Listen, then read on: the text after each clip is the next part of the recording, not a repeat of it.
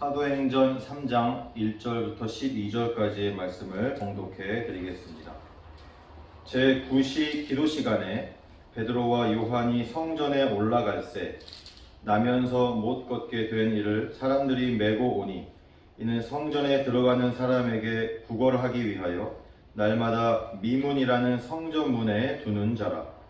그가 베드로와 요한이 성전에 들어가려 함을 보고 구걸하고는 베드로가 요한과 더불어 주목하여 이르되 우리를 보라 하니 그가 그들에게서 무엇을 얻을까 하여 바라보거늘 베드로가 이르되 은과 금은 내게 없거니와 내게 있는 이것을 내게 주노니 나사렛 예수 그리스도의 이름으로 일어나 걸으라 하고 오른손을 잡아 일으키니 발과 발목이 곧 힘을 얻고 뛰어 서서 걸으며 그들과 함께 성전으로 들어가면서 걷기도 하고 뛰기도 하며 하나님을 찬송하니 모든 백성이 그 걷는 것과 하나님을 찬송함을 보고 그가 본래 성전 미문에 앉아 구걸하던 사람인 줄 알고 그에게 일어난 일로 인하여 심히 놀랍게 여기며 놀라니라. 나은 사람이 베드로와 요한을 붙잡으니 모든 백성이 크게 놀라며 달려 나아가 솔로몬의 행각이라 불리우는 행각에 모이거늘 베드로가 이것을 보고 백성에게 말하되 이스라엘 사람들아 이 일을 왜 놀랍게 여기느냐 우리 개인의 권능과 경건으로 이 사람을 걷게 한 것처럼 왜 우리를 주목하느냐. 하나님의 말씀입니다. 아멘. 저희가 계속해서 이제 사도행전 말씀을 이렇게 매주 함께 나누고 묵상하고 있습니다. 오늘은 기적이 일어나는 과정이라는 제목으로 사도행전 3장 앞에 나온 우리 기적의 사건을 함께 나누어 보기를 원합니다. 여러분, 기적을 체험하시기 원하십니까? 아멘.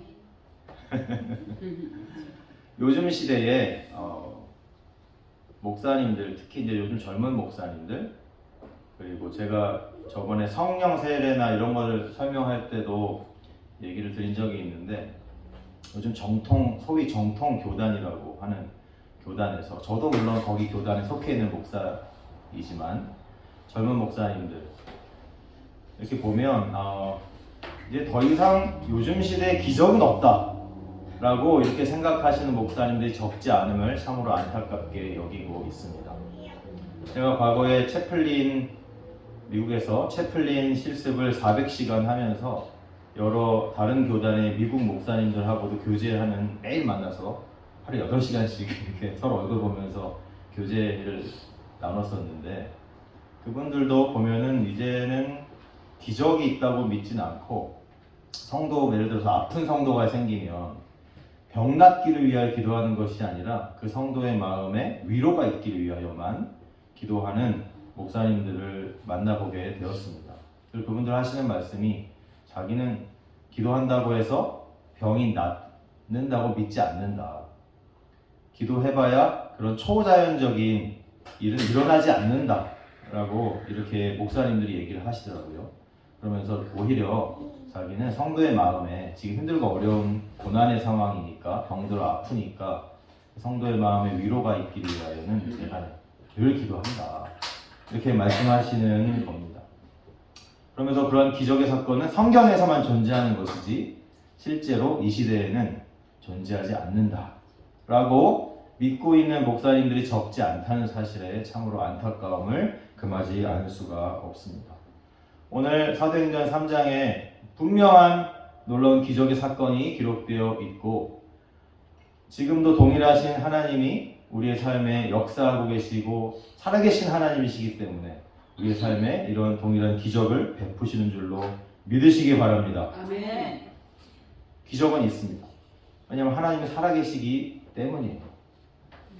여러분, 성경에 적혀있는 내용의 반 가까이는 거의 기적의 내용이 적혀 있습니다. 사실 우리의 삶을 되돌아볼 때에 우리가 처음 예수님을 믿은 그 순간을 생각해 본다면 그것 또한 기적이 아닐 수가 없습니다. 예수님을 믿는다는 것이 사실 기적입니다. 이것이 왜 기적입니까? 예수님을 믿기만 하면 영원히 지옥에 영벌에 떨어져서 영원히 지옥에 갈 사람이 예수님을 믿기만 하면 영생을 얻고 천국을 가고 구원을 얻는다는 이 사실이 기적이 아니면 무엇이 기적이겠습니까? 아멘? 아멘. 이것이 이미 큰 기적입니다. 여러분 예수님 믿는 그 순간부터 어마어마한 기적 속에서 살아가게 되는 줄로 믿기를 바랍니다. 아멘. 그래서 그 이후에 하나님의 은혜로 기적적으로 우리가 구원을 받았기 때문에 그 이후에 그리스도인의 삶은 그 인생 속에는 하나님의 직접적인 살아계신 하나님의 직접적인 개입하심이 있게 되어 있습니다. 아멘. 그래서 가끔 기적이 나타나게 되어 있는 거예요. 가끔. 오늘 본문에도 이런 기적의 사건이 기록되어 있습니다. 그래서 우리 함께 이 사건을 통하여서 도대체 하나님의 이 능력의 기적이 어떤 과정을 통하여 하나님의 능력이 나타났는가? 어떤 과정을 통하여 이 베드로는 기적을 베풀었고 또 이 나면서부터 걷지 못하는 사람, 안진뱅이라고 옛날 성경에 기록되어 있는 이 사람이 어떻게 이러한 기적을 경험하게 되었는가를 함께 살펴보기를 원합니다. 그래서 우리의 삶 속에서도 어떻게 하면 이런 것이 우리에게도 일어날까? 함께 살펴보는 시간이 되기를 바랍니다. 아멘. 그래서 우리의 삶에도 이러한 기적이 일어나기를 바랍니다. 아멘. 오늘 3장 1절 이렇게 시작합니다. 제9시 기도 시간에 이렇게 시작합니다.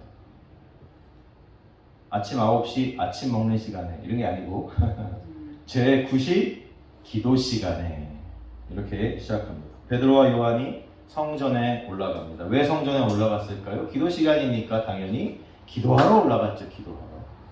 그래서 9시는 이스라엘식 시간인데 요즘 우리 현대 시간으로 얘기하면 오후 3시에 해당합니다.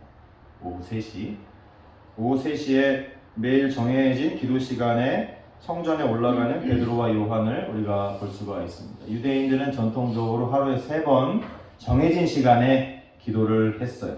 성전에 가까이 있는 사람들 성전에 직접 올라가서 기도하기도 하고 멀리 떨어져 있는 사람들 성전을 향하여 기도하기도 하고 다니엘이 하루 3번 성전을 향하여 창문을 열어놓고 기도하지 않았습니까? 정해진 시간. 그 정해진 3번의 시간이 뭐냐 하면 유대의 시간으로 3시, 6시, 9시. 그리고 현대 시간으로 얘기하면은 오전 9시, 정오, 낮 12시, 오후 3시에 해당하는 시간입니다. 오늘 이 기적의 사건이 언제 일어났습니까? 정해진 기도 시간에 일어났다는 것을 우리는 주목하여 볼 필요가 있는 것이에요. 여러분 기적을 경험하기를 원하는데 하나님의 능력의 역사를 우리가 경험하기를 원하는데 그 기적의 역사는 갑자기 막 일어나는 게 아니에요. 내가 한번 뜨겁게 막 기도한다고 해서 일어나는 것도 아니에요. 오늘 성경에 보면 정해진 기도 시간, 매일매일 정해진 기도 시간을 지켜나갈 때 할렐루야. 그럴 때 하나님의 때가 이르면 이런 능력은 나타나게 되어 있는 것입니다. 한번 내가 간절히 기도한다고 되는 게 아니라는 거예요. 작정 기도만 한번 이렇게 쫙 한다고 안 될 수도 있다는 겁니다. 정해진 기도 시간, 매일매일의 정해진 기도 시간에 꾸준히 규칙적으로 기도 생활을 하다 보니 이러한 하나님의 기적의 능력을 체험하게 되는 줄로 믿기를 바랍니다. 그 말은 뭐냐면 이렇게 규칙적인 매일의 기도 생활 없이는 하나님의 이 기적을, 능력을 경험하기는 참 쉬운 일이 아니다 라는 것을 얘기를 해 주시는 것입니다. 그렇게 기도 생활도 안 하면서 하나님의 기적을 기대한다는 것은 어떻게 보면 참으로 뻔뻔한 일이 아닐 수가 없다 라고도 생각할 수 있는 것입니다. 여러분 정해진 기도 시간이 있으십니까? 매일의 기도 시간이 있으십니까? 유대인들은 하루 3번 정해진 시간을 정해놓고 기도하였다고 했습니다. 여러분 3번까지는 아니더라도 한 번이라도 하루 중 24시간 단 한순간이라도 정해진 기도 시간이 있으십니까? 없다면 지금 이 순간에 정하십시오. 정해진 기도 시간을 매일 지켜나갈 때 이렇게 놀라운 하나님의 능력을 경험하게 되는 줄로 믿으시기 바랍니다. 이렇게 기도하러 성전에 올라갔는데 오늘 베드로와 요한이 누구를 만납니까? 2절에 보면 나면서 못 걷게 된 이를 사람들이 메고 오니, 옛날 성경에는 나면서 안진뱅이 된 사람을 사람들이 메고 왔다 이렇게 표현되어 있어요. 이 사람이 성전에 들어가는 사람들에게 구걸하기 위해서 날마다 미문이라 하는 성전문에 사람들이 옮겨다가 두는 그런 사람이래요. 나면서부터 못 걷게 된, 나면서부터 안진뱅이 된 사람, 예. 선천적인 다리에 기형이 있었던 것 같습니다. 소아마비 같은 것 같아요, 그죠? 선천적으로 다리가 기형이에요. 여러분, 유대 율법에 따르면 이 선천적으로 나면서부터 소아마비나 다리에 기형이 있는 사람은 부정한 사람으로 취급이 되었습니다. 그래서 부정한 사람이기 때문에 성전에 들어갈 수가 없는 사람이었어요. 나면서부터. 하나님께 성전으로 가고 싶지만 다리가 기형이고 다리에 장애가 있어서 부정한 자로 낙인이 찍혔기 때문에 성전에 들어가고 싶어도 들어갈 수가 없는 그런 사람임을 우리가 알 수가 있습니다. 근데 이 사람의 나이가 지금 나와 있지 않은데 사도행전 4장, 이 사람의 이야기가 사도행전 4장까지 계속 나옵니다. 사도행전 4장에 보면 22절에 이 사람의 나이가 나오는데 40이 넘었어요. 40대 초반이에요. 그럼 상당히 오랫동안 이 장애를, 이 선천적인 기형을 경험하고 있었던 사람이에요. 40년이 넘는 시간 동안의 안진뱅이였어요. 절대로 고칠 수 있는 상황입니까? 없는 상황입니까? 없는 상황이에요. 엄마 뱃속에서부터 기형으로 나왔는데 어떻게 고칩니까? 그죠? 중간에 뭐 다쳐가지고 그렇게 된 것도 아니고. 그래서 오늘 2절에 보면은 이 사람이 단순히 이제 그런 것뿐만 아니라 사람들이 어떻게 했어요? 이 사람을 구걸이라도 해서 먹고 살아라 해가지고 혼자 걸을 수가 없으니까 사람들이 이 사람을 들어다가, 사람들이 많이 왔다 갔다 하는 그 성전 안에 미문, 아름다운 문이에요. 아름다울 미에 아름다운 문이라는 이름을 가진 문 앞에다가 이렇게 이 사람을 들어다가 놔두면 이 사람이 구걸이라도 해서 동전이라도 몇 개 받아서 이렇게 겨우겨우 연명을 하고 살아가고 있는 그런 사람이었어요. 다른 사람이 자기를 옮겨주지 않으면 스스로 움직일 수도 없는 사람이에요. 요즘 같으면 휠체어가 발달이 돼 있어 전동 휠체어도 그래가지고 혼자 막 하지만 이런 시대에 그런 게 어디 있습니까? 그냥 안진뱅이는 꼼짝도 못하는 거죠. 자기가 스스로 원하는 곳에 자기 몸을 움직일 수도 없는 그런 지경에까지 놓여 있는 사람임을 우리가 알 수가 있어요. 이 40대 초반에 평생 소아마비인지 이 선천적인 기형을 갖고 있는 사람의 마음이 어땠을 것 같습니까? 스스로는 아무것도 할 수 없는 그런 상황에 인간의 존엄성이 완전히 바닥을 치고 인격이 완전히 말살된 인간으로서의 기본적인 삶을 살 수가 없는 그런 상태가 아니겠습니까? 그런데 참 신기한 게 있어요. 물론 사람들이 옮겨다가 놔줘서 그럴 수도 있지만 이 사람이 성전 곁을 떠나지는 않는다는 거예요. 그죠? 이 사람이 성전 곁은 떠나지는 않아요. 매일매일 사람들이 기도하러 올라옵니다. 하루 3번 정해진 기도 시간. 물론 구걸하여 생명을 유지하려는 목적도 있겠지만 참 신기한 것은 이러한 상황에서 보통 요즘 같아도 힘든데 이 시대에는 얼마나 힘들었겠어요. 그것도 사람들에게 부정한 사람이라고 낙인이 찍힌 사람. 얼마나 힘들었겠어요. 아마 쉽게 생을 마감하고 죽을 수도 있는 그런 사람이겠죠. 그죠? 근데 끝까지 삶을 포기하지 아니하고 그래도 성전 근처에 머물러 있으니까 사람들이 들어다가 미문이라도 내버려 두는 거 아니겠어요? 구걸이라도 하라고. 이 사람이 삶을 포기하지 않고 있었음을 우리는 볼 수가 있습니다. 포기하지 않았어. 이렇게 모든 소망이 끊어진 상황에서도 자포자기하지 않고 모든 소망이 끊어진 상황에서도 인생을 포기하지 않고 끝까지 성전 근처에서 그래도 삶을 유지하고 있었던 것을 우리가 볼 수가 있습니다. 이 사람의 상황이 어떤 상황입니까? 누가 봐도 소망이 없는 그런 상황이죠. 모든 소망이 끊어진 상태입니다. 뭘 시도해 볼 수 없는 상황. 그죠? 뭔가를 시도해 볼 수도 없고 새로운 아이디어도 없고 그냥 그렇게 살다가 병 걸려 죽든지 굶어 죽든지 뭐 그런 상황이죠. 심지어는 뭐 저기 절벽으로 내려가서 자살하려고 해도 할 수가 없는 그런 상황입니다. 그죠? 인간의 노력이 완전히 무의미한 그런 상태가 되어 있는 거예요. 눈꽃만큼의 소망도 없고 여지도 안 남은 그런 상황입니다. 그런데 참 감사한 것은 바로 이러한 순간에 하나님의 능력의 역사가 나타난 것입니다. 할렐루야. 하나님의 기적은 이러한 순간에 보통 나타납니다. 왜냐하면 이 사람이 그동안 정기적으로 병원에 가서, 예를 들어서 정기적으로 병원에 가고 용하다는 사람 다 만나보고 이러면서 좋은 약도 먹고 운동도 조금씩 요즘 같은 재활같이 이런 것도 조금씩 해가면서 이렇게 했는데 갑자기 어느 순간에 서서히 좋아지기 나왔어. 그럼 사람들이 뭐라고 생각하겠습니까? 아, 그동안 열심히 치료를 잘 받아가지고 나았겠구나. 나름 노력을 열심히 해서 나았구나. 이렇게 생각하지 않겠어요? 그런 여지가 없는 거예요, 지금.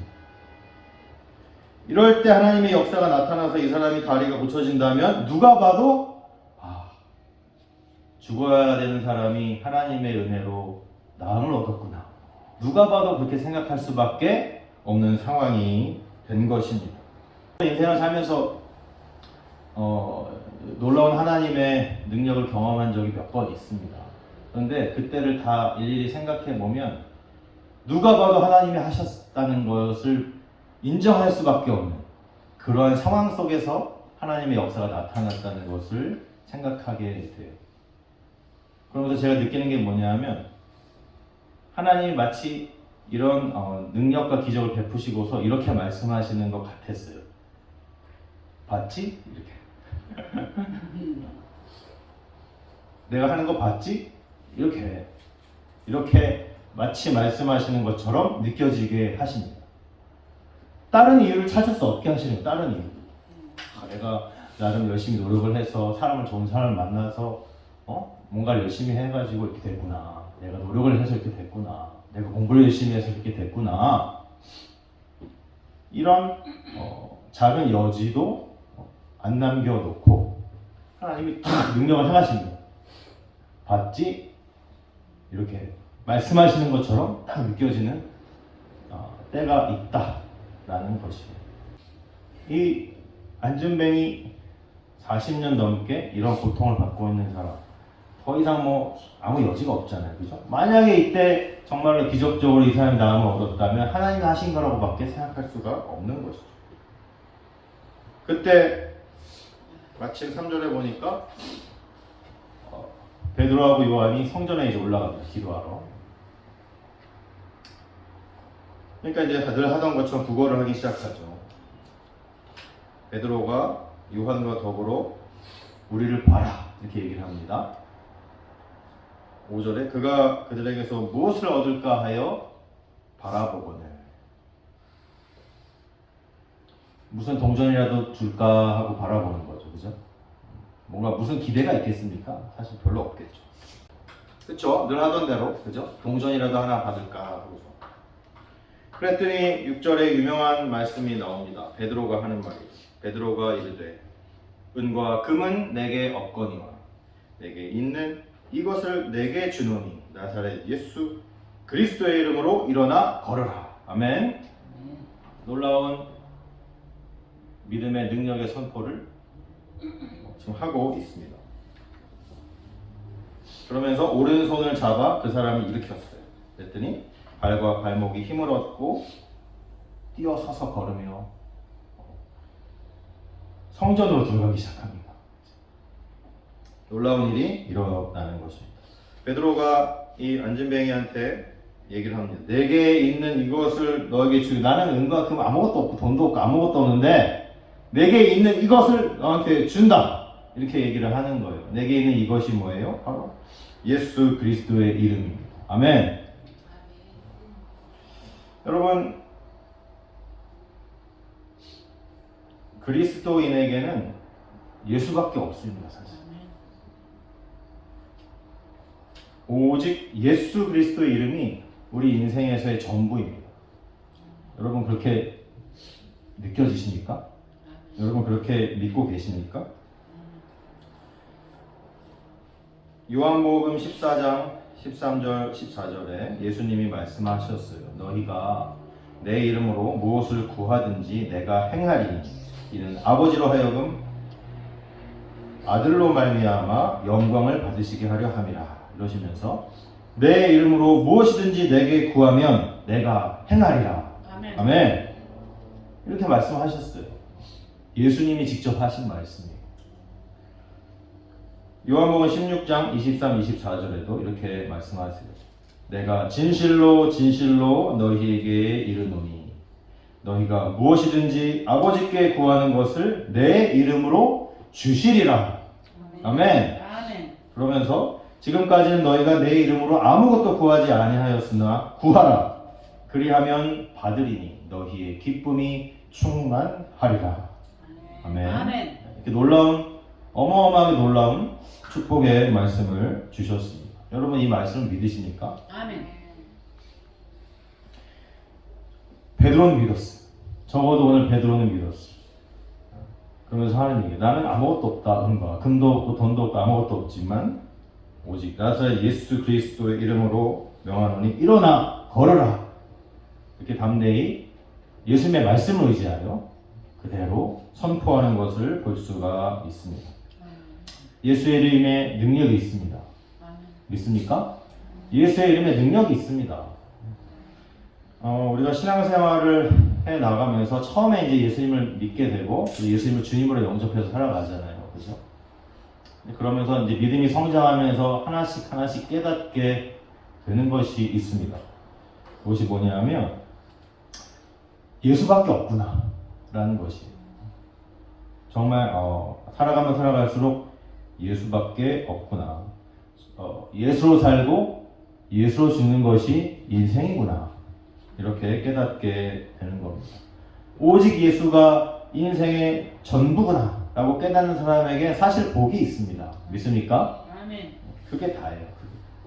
오직 인생, 나그네 인생, 짧은 인생, 영원을 준비하는 우리의 인생이 아니겠어요? 이 인생 가운데 남는 것은 오직 예수 이름, 예수 그 이름밖에 없구나 라는 것을 깨닫기를 바랍니다. 과거에 많이 불렀던 복음 찬양 중에 소리엘이라는 복음성가 듀엣, 남성 듀엣 가수가 있었어요. 과거에. 그분들이 불렀던 것 중에 전부라는 찬양이 있습니다. 전부. 이렇게 시작해요. 내 감은 눈 안에 이미 들어와 계신 예수님. 이렇게 시작하는 찬양이 있습니다. 근데 거기 뒷부분에 보면 이렇게 찬양이 끝나요. 그분은 내 자랑, 나의 기쁨, 나의 노래, 나의 전부 되시네. 아멘. 이렇게 끝납니다. 여러분, 예수님이 여러분의 자랑이 되십니까? 예수님이 여러분의 정말 기쁨이 되시나요? 예수님이 여러분의 삶의 노래가 되십니까? 이렇게 돼야 결국에는 정말 예수님이 내 인생의 전부구나. 아멘. 이런 고백이 나오게 되는 것입니다. 예수의 이름이 내 인생의 전부라고 가슴 깊이 느껴지는 사람은 그 인생을 하나님이 가만히 두시겠습니까? 아니에요. 오늘 베드로와 같이 아멘. 또 오늘 40년 넘게 걷지도 못하고 다리가 굽어져 있던 사람이 펴지는 놀라운 기적을 경험하는 그런 사람과 같이 되는 것입니다. 다른 것에 여지를 두지 않기 때문에 오직 예수. 아멘. 했더니 이런 놀라운 기적이 일어났어요. 예수의 이름으로 선포했더니 놀라운 기적이 일어납니다. 8절에 보니까 그 사람이 뛰어서서 걸으며 그들과 함께 성전으로 들어가면서 걷기도 하고 뛰기도 하며 하나님을 찬송하니. 9절 모든 백성이 그 걷는 것과 하나님을 찬송함을 보고. 10절 그가 본래 성전 미문에 앉아 구걸하던 사람인 줄 알고 그에게 일어난 일로 인하여 심히 놀랍게 여기며 놀라니라. 어마어마하게 사람들이 놀라는 거죠. 그죠? 기적이 일어났어요. 기적. 선천적으로 소아마비, 엄마 뱃속에서부터 다리가 굽어져가지고 나온 사람이 다리가 펴지고 힘을 얻고 뛰기 시작합니다. 어마어마한 기적입니다. 그거 자체도 어마어마한 기적이죠, 사실. 그죠? 그런데 그 사람의 다리가 펴지고 힘을 얻고 뛰는 것, 그 기적 자체보다도 그 파급 효과가 또한 어마어마함을 오늘 본문을 통하여 우리는 보게 됩니다. 이 사람이 부정한 자로 나면서부터 낙인이 찍혀가지고 성전에 들어가고 싶어 들어가지도 못하고 겨우 그냥 사람들이 미문에다가 옮겨다 놓으면 겨우 구걸이나 하던 사람인데 다리가 펴져서 이제는 더 이상 부정한 사람이 아닌 거예요. 다리가 고침을 받아서 이제는 떳떳하게 성전으로 들어갈 수 있는 사람이 된 거예요. 태어나서 처음으로 성전에 들어간 겁니다, 이게. 그러니 얼마나 기뻤겠습니까? 그죠? 다리가 펴져가지고 자유롭게 움직일 수 있는 것도 기쁜 일인데 태어나서 처음으로 하나님의 성전에 들어갔으니 얼마나 더 기쁜 일이 되겠어요. 아까도 얘기했지만 나이가 40대 초반인데 한 번도 들어가지 못했던, 평생 들어가 보지 못했던 성전에 들어갑니다. 이거를 이 사람만 알고 있는 게 아니라 주변에 있는 사람들이 다 알고 있었어요. 이 사람이 매일매일 하루에 3번 여기서 구걸하고 있으니까 모든 유대인들이 거의 다 알고 있었어요. 근데 이 사람이 항상 여기서 계속 구걸하던 사람인데 부정하다고 낙인이 찍혔던 사람인데 이렇게 하나님의 놀라운 기적을 체험하고 구원을 받아서 깨끗하게 됐잖아요. 그래서 성전에 다시 들어가고 낙인도 벗겨지게 되는 것입니다. 아멘. 이것이 하나님의 능력이에요. 그래서 하나님의 기적이 나타날 때는, 하나님의 능력이 나타날 때는 단순히 겉으로 드러나는 현상 그 이상의 효과가 있습니다. 육체가 회복되는 것뿐만 아니고 사회적으로 회복이 일어나고 영적으로도 회복이 일어나는 것이 하나님의 기적인 것입니다. 이 모든 사람들이 이 기적을 보고 직접 보고 경험하게 되는 거예요. 이 기적은 이 베드로와 나면서부터 안진뱅이인 사람만 경험하는 것이 아니라는 거예요. 이제 주변에 있던 모든 사람들이 함께 경험하는 하나님의 능력이 되어버린 것입니다. 하나님께서 베푸시는 이런 기적은 목적이 있어요. 근데 그것이 한 가지가 아니에요. 복합적이에요. 여러 가지 목적이 있어요. 하나님의 기적. 오늘도 그렇잖아요. 그죠? 오늘 11절, 12절, 보통 10절까지 본문을 끊어서 해결을 많이 하시는데 제가 두 절을 더 붙인 이유가 있어요. 11절, 12절. 이런 일이 생기니까 무슨 일이 일어났어요? 백성들이 놀라니까 이 베드로와 요한을 붙들어요. 그래서 솔로몬의 행각이라 불리는 데서 같이 가서 사람들이 막 모이기 시작합니다. 그러면서 베드로가 말하기 시작해요. 왜 사람들아, 왜 이걸 이렇게 놀랍게 여기냐? 이것이 나의 권능과 나의 능력을 하는 것이 아닌데 왜 내가 내 능력을 한 것처럼 나를 이렇게 주목하며 이렇게 너희 놀라니? 하면서 이 모인 수많은 사람들에게, 하나님의 능력을 경험한 수많은 유대인들에게 복음을 전하기 시작합니다. 아멘. 하나님께서 이 기적을 허락하신 주된 목적이 바로 여기에 또 있는 것이에요. 성전에 모인 모든 사람들이 베드로와 요한을 주목하기 시작했고, 그래서 사람들이 막 모이는 거예요. 놀라우면서 엄청난 일이 일어났다 하면서 막 베드로 주변으로 모이니까 이제 그 유명한 베드로의 성전 설교가 이후에 시작이 되는 것입니다. 그러면서 복음이 전파되는 거예요. 이 성전 설교 복음의 전파 이후에 어떤 결과가 났냐면 사도행전 4장 4절에 말씀을 들은 사람 중에 믿는 자가 많으니 남자의 수가 약 5천이나 되었더라. 아멘. 여기 하나님의 기적의 목적이 있었던 것입니다. 아멘. 하나님의 능력이 나타나는 것은 여러 가지 하나님의 계획 안에서 하나님의 목적대로 이루어지는 것이에요. 우리가 차마 상상할 수도 없고 예상할 수도 없었던 일들이 일어납니다. 그 이후에. 모든 기적은 철저히 하나님의 계획 안에서만 일어납니다. 당연하겠죠. 그죠? 그런데 하나님이 원하시는 방법으로 나타나고 하나님이 원하시는 시간에 나타납니다. 내가 원하는 시간에 안 나타난다는 거예요. 내가 원하는 방법으로 안 나타난다는 거예요. 하나님이 원하시는 방법과 시간으로 나타나요. 하나님의 목적대로 나타납니다. 그래서 결과에는 어떻게 되냐면 대부분의 사람들이 하나님을 찬양하게 되고 복음이 전파되고 사람들이 영혼이 구원받는 방향으로 그 기적의 효과가 나타나게 되는 것입니다.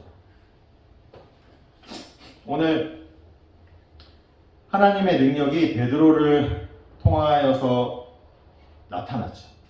그러면서 나면서부터 안진뱅이인 사람의 다리를 고치는 놀라운 기적으로 나타났습니다. 많은 사람들이 이러한 경험을 하기를 원합니다. 여러분도 경험하기 원하십니까? 아멘. 원하십니까? 아멘. 많은 사람들이 베드로와 같이 나도 하나님의 능력을 행하는 사람이 되고 싶습니다. 여러분 되고 싶으십니까? 아멘. 또 많은 사람이 다리를 고친 사람처럼 자기 자신도 고침받는 기적을 체험하기를 원합니다. 원하십니까? 아멘. 많은 사람이 원합니다. 나를 통해서 기적의 능력이 나타나고 내가 기적을 직접 체험하기를 원합니다. 그렇지만 그것만 원합니다. 그것만. 문제는 그것만 원한다는데 문제가 있습니다.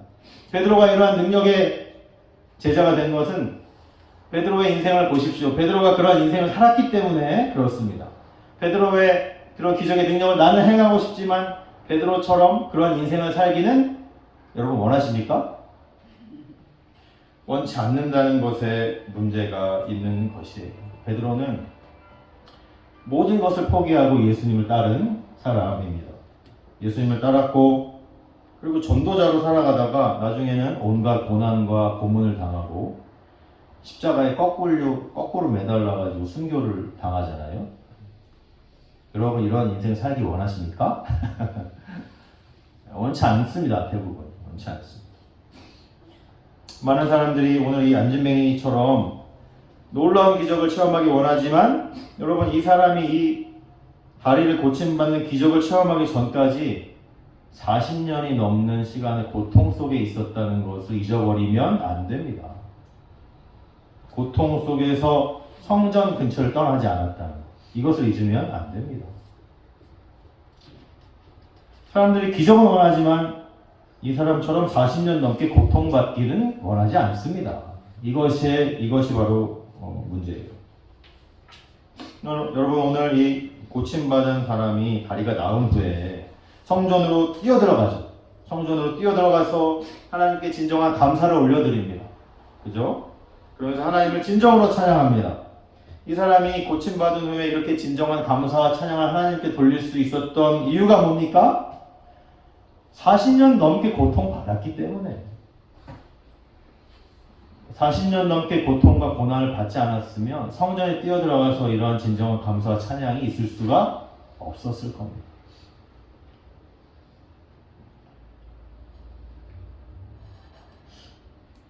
오늘 본문에 나오지 않은 성경의 여러 많은 인물들이 하나님의 기적을 체험했습니다. 그죠? 다 일일이 설명할 수는 없죠, 이 시간에. 하지만 많은 사람들이 닮기 원하는 성경의 인물 중에 하나가 누구냐면 바로 요셉. 요셉과 같은 사람이 되기를 원합니다. 왜냐하면 요셉은 이집트, 애굽의 국무총리까지 지냈던 사람이잖아요. 그래서 성경에서 가장 성공한 인물 중에 하나입니다. 세상적으로 성공한 인물 중에 하나예요. 그래서 많은 사람이 요셉과 같은 인생을 살기를 원해요. 그 이유는 국무총리가 됐으니까 이 사람이. 나도 혹은 내 자녀도 그렇게까지 됐으면 좋겠다 해가지고 자녀의 이름을 요셉이라고 짓기도 하잖아요. 여러분 요셉이 훌륭한 이유가 국무총리가 되어서입니까? 아닙니다. 성경 창세기를 자세히 읽어보면 요셉이 훌륭한 이유는 국무총리가 돼서 훌륭한 게 아니에요. 그 요셉의 인생이 훌륭했기 때문에 그래요. 국무총리가 되기 직전 13년의 삶은 누가 봐도 정말 어마어마한 고통과 고난의 시간이었습니다.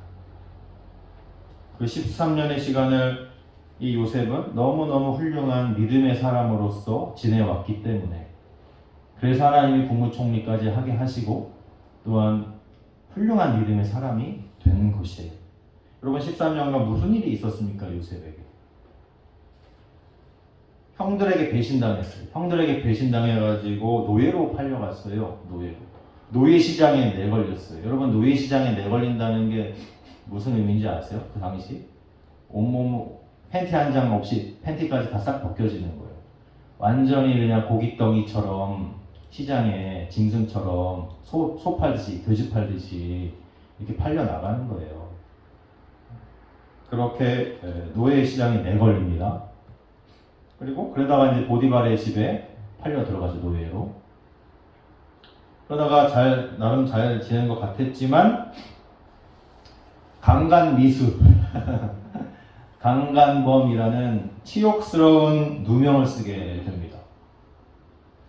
그리고 억울한 옥살이를 오랫동안 하게 됩니다. 이것이 요셉이 13년간 경험했던 일이에요. 이렇게 13년의 어마어마한 고난 속에서 요셉이 하나님을 원망했습니까? 그러한 기록이 전혀 없어요. 신기하게 성경에는. 여러분 요셉 이전에 아브라함, 이삭, 야곱 하나님이 다 나타나셔가지고 직접 계시하시고 직접 말씀하시고 하나님과 대화하는 장면도 나오고 막 그래요. 그런데 요셉에게는 하나님이 나타나시지 않으셨어요. 한 번도. 성경을 보면 한 번도 하나님이 천사나 누굴 보내가지고 요셉하고 얘기해 본 적이 없다니까요. 근데 요셉은 23년의 어마어마한 고난 속에서 믿음의 삶을 매일매일 잘 지켜나가는 것을 우리가 볼 수가 있습니다. 하나님을 끝까지 믿습니다. 하나님을 끝까지 신뢰합니다. 그러면서 매일매일 주어진 삶을 성실하게 아주 살아나갑니다. 그래서 노예가 됐지만 보디발의 집에서도 인정을 받아서 가정총무까지 됐잖아요. 그죠? 강간범으로 누명을 쓰고서 억울한 목살이를 하는 그 감옥 속에서도 매일매일 성실하게 삽니다. 그래서 이 감옥에 있는 여러 가지 살림을 도맡아서 또 보게 되잖아요.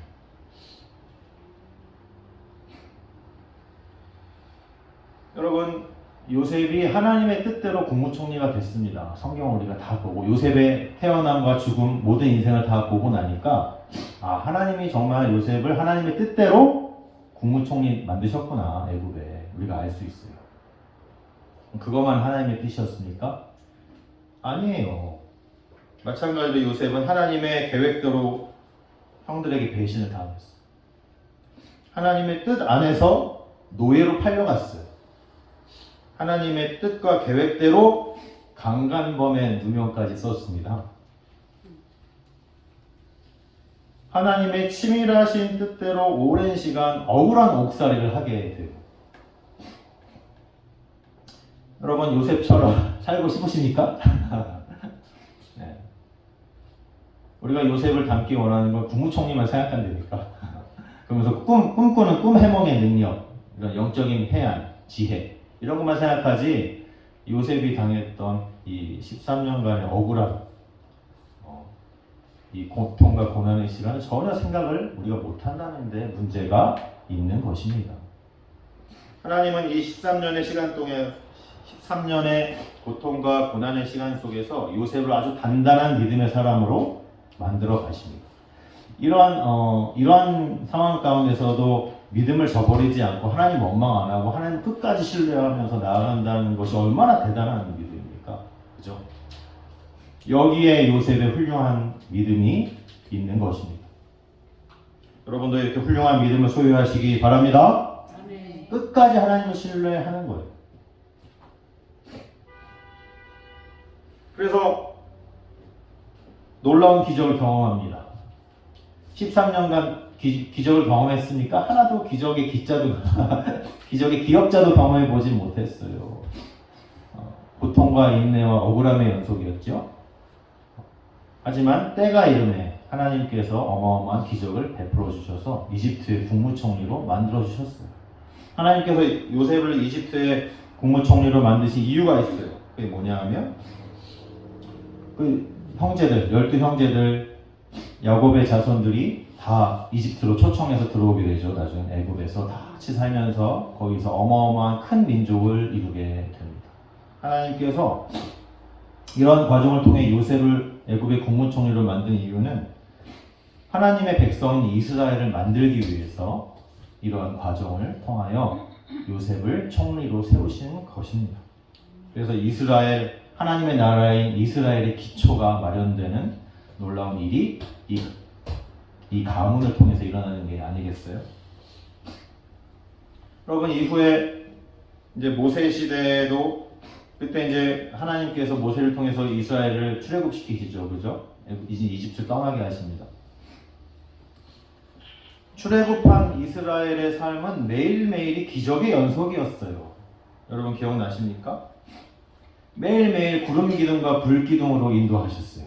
어마어마한 초자연적인 아름다운 광경을 매일매일 보면서 구름 기둥과 불 기둥이 인도하는 걸 보면서 매일 아침마다 땅에 이슬과 함께 만나가 내려져 있는 것을 먹으면서 매일매일 엄청난 기적 속에서 광야를 지나가게 됩니다. 이 이스라엘 백성은 하나님의 철저한 계획 속에서 홍해를 가르면서 출애굽했고, 그죠? 그러면서 매일매일 기적을 눈으로 보고 체험하면서 광야를 지나요. 근데 문제가 뭐예요? 출애굽기를 보면 이 이스라엘의 불평과 불만이 끊이지 않습니다. 끊이지 않아요. 매일매일 기적 속에 살면서 매일 구름 기둥, 불 기둥을 매일 보고 그들의 인도를 받고 매일 만나 먹으면서 불평과 불만이 끊이지 않아요. 감사가 없습니다. 감사가. 왜 감사가 없을까요? 광야에 있기 때문에. 광야에 있으니까 감사가 없는 거예요.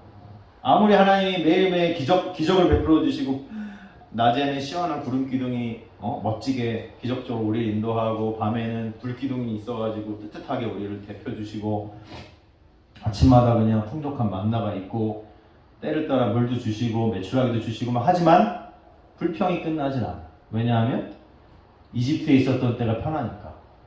하나님의 기적을 체험을 못해도, 하나님의 능력을 체험을 못해도 이집트에 있었을 때가 편하니까, 몸이. 그러니까 광야에서 감사가 안 나옵니다. 불평과 불만이 계속 나옵니다. 그래서 결정적으로 가네스 바네아라는 곳에서 가나안 땅 정탐을 들어가죠. 그죠? 하나님이 예비하신 땅 가나안으로 들어가기 전에 정탐꾼을 보내죠. 12명. 그러니까 갔다 와서도 계속 불평과 불만을 하니까 하나님이 분명히 가나안 땅을 주시겠다고 분명히 말씀하셨는데 그것을 믿지를 못하는 거예요. 아, 우리 들어가면 다 죽는다. 불평과 불만. 매일매일 하나님의 능력을 경험하고 기적을 체험하면서도 그 하나님의 말을 못 믿는 거예요. 그래서 하나님께서 결국 어떻게 하셨어요? 6개월 정도면은 들어가는 가나안을 40년 동안 광야를 헤매게 하십니다. 불평과 불만이 끊이지 않고 하나님의 말씀에 순종도 안 하고 하나님을 믿지 않고 신뢰하지 않으니까 계속 뺑뺑이 돌리시는 거예요. 6개월이면 끝날 길을 40년을 걸렸어요. 대대적인 민족적인 연단을 시키시는 거예요. 그래서 하나님의 백성으로 단단한 믿음의 백성이 되게 하시려고 그렇게 하시는 겁니다. 그래서 나중에는 어떠한 상황에서도 오직 하나님만 믿고 신뢰하는 그런 백성으로 만드시려고 이렇게 어마어마한 광야라는 연단을 시키시는 거예요.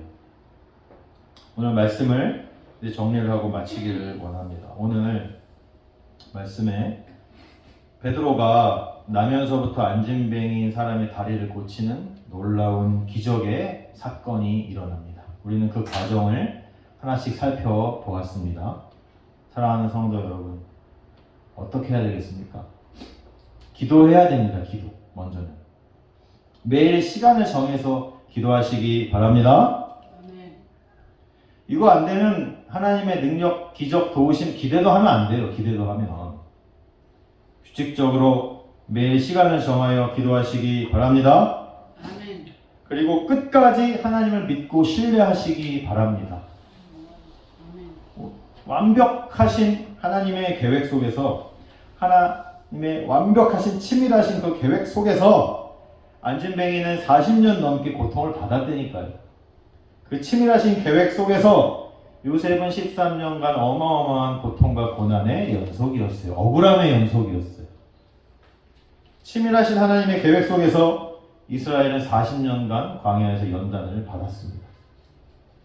끝까지 하나님을 믿고 매일매일 지금 맡겨주신 삶을 성실하게 살아갈 때에 때가 되면 하나님의 놀라운 기적이 나타나게 되는 줄로 믿으시기 바랍니다. 아멘. 또한 그 기적을 통해서 내 주변에 여러 가지 많은 것들이 내가 예상할 수 없는 그런 많은 것들이 변화하게 될 것입니다. 아멘. 믿습니까? 아멘. 이러한 소망을 가지시기 바랍니다. 이러한 소망과 하나님을 향한 그 신뢰, 믿음을 가지고 끝까지 하나님만을 믿고 나아가시는 저와 여러분들이 다 되시길 주님의 이름으로 축원합니다. 아멘.